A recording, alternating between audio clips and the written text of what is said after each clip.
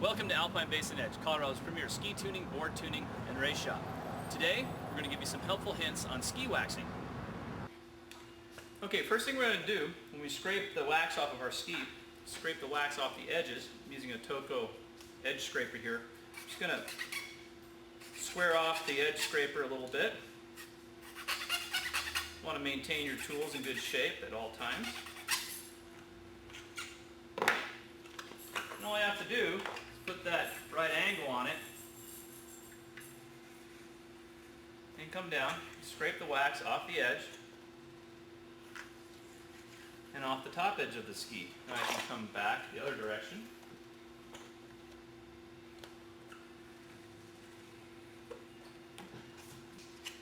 And now I want to scrape the wax off my ski.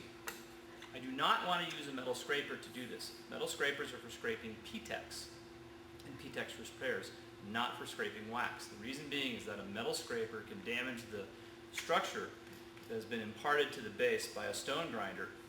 That structure is very important in the glide property of the base of the ski.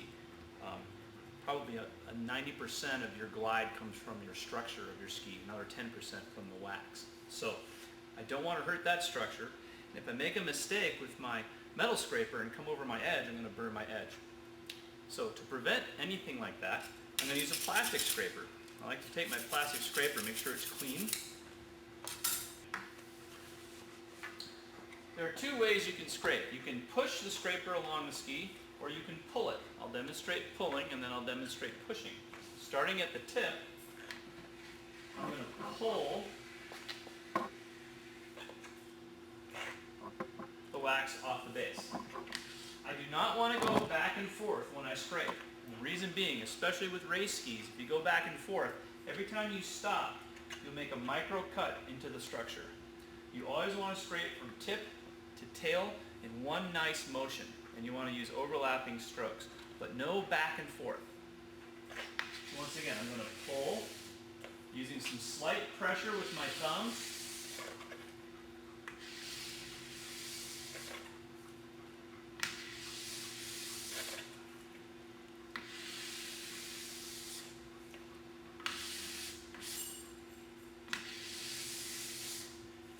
Okay, that's the pulling technique.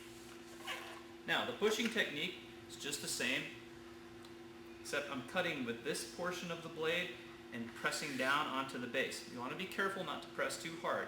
Use your thumbs to pressure up the blade.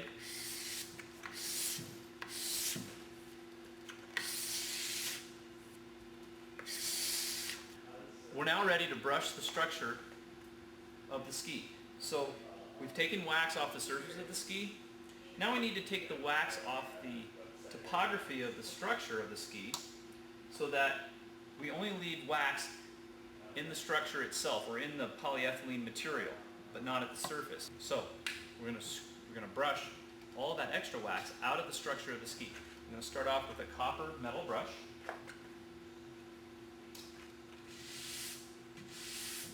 You can see there's quite a bit of wax left in the structure. All of that wax eventually you would ski off, but it's very slow, especially for race skis.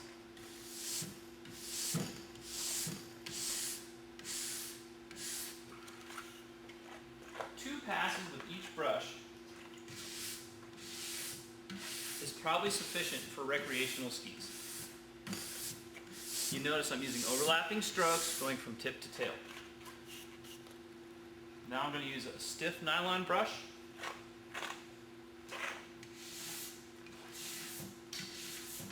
I can actually put my hand under the strap and get a little better purchase on the brush. I'm using a stroke that's kind of a rotating stroke. I start with the front of the brush and finish up.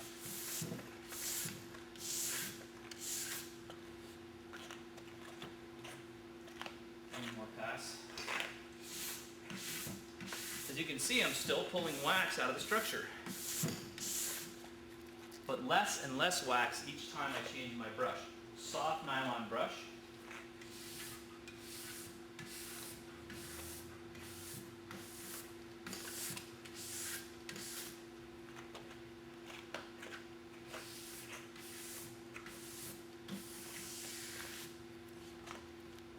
Horsehair brush to finish.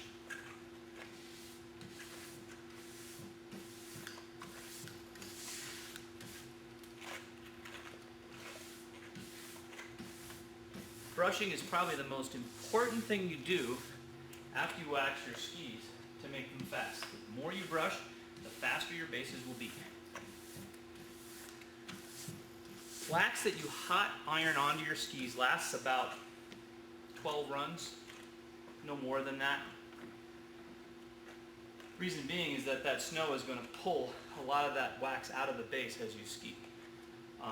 So yes, you do need to wax your skis every time you go skiing if you want them to run correctly and if you want the ski to perform the way it was manufactured to perform. It's really important after you wax, you put your skis back together, to use a ski strap between the bases. Just happen to have the Alpine Base Edge ski strap here. It's a nice rubber piece that goes